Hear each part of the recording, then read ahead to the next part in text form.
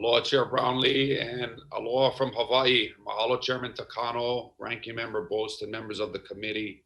Mahalo for the opportunity to discuss veteran issues in Hawaii's 2nd Congressional District and the Pacific region. Veterans make up approximately 10% of Hawaii's population, according to the Department of Veterans Affairs.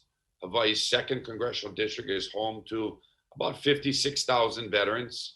Our state also has a large number of women and minority veterans, about 11,400 female veterans, and about 73,000 minority veterans. So on behalf of Hawaii's large and diverse veteran constituency, I would like to advocate for 3 things. 1, the VA telehealth partnership programs. 2, minority and gender specific healthcare for veterans. And finally, 3, honoring the late Senator Daniel Kahikina Akaka by renaming the Aloha VA Clinic as the Daniel K. Akaka Department of Veterans Affairs Outpatient Center. Hawaii's veteran population is spread out throughout the 8 Hawaiian Islands. Veterans who live on Lanai, for example, faced tremendous difficulty accessing care during the COVID-19 pandemic. Prior to the pandemic, doctor shortages also contributed to the rural healthcare challenges in our state and district. The VA Pacific Islands healthcare system has been actively working with the Pacific Basin Telehealth Resource Center at the University of Hawaii to increase these partnerships to expand telehealth across the state of Hawaii and the US affiliated Pacific Islands. And so I urge the committee to further support VA pilot programs that identify and do outreach to non-VA clinics in areas of high veteran populations for provider support and training in adoption of telehealth, as well as other technical assistance. As previously mentioned, Hawaii's large population of women and minority veterans. Women are the fastest growing cohort within the US veteran community at large.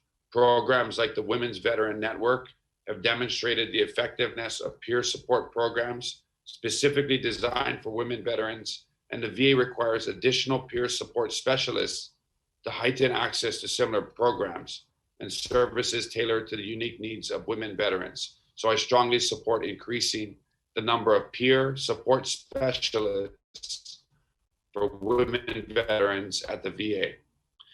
I'm also proud of Pacific Islanders, including our compact of freely associated states, our COFA, brothers and sisters, enroll in the military at higher rates than the general population.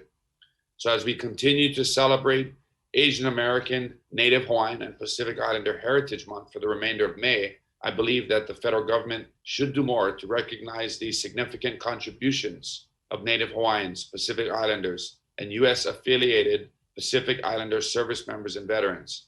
For example, the VA has centers and programs dedicated to rural populations and American Indian and Alaskan Natives, but there are no VA centers specifically dedicated to the population of Native Hawaiian, Pacific Islander, and US API veterans. That is why I have requested funds to establish a VA center for Native Hawaiian, Pacific Islander, and US affiliated Pacific Islander health in my FY22 MILCON VA appropriations request. Finally, the late Senator Daniel K. Akaka was the first Native Hawaiian to serve in Congress.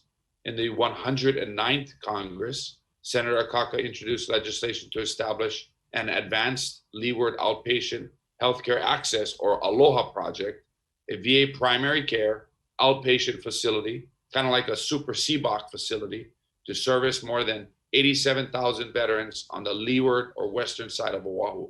16 years later, I'm proud to have helped take this project across the finish line.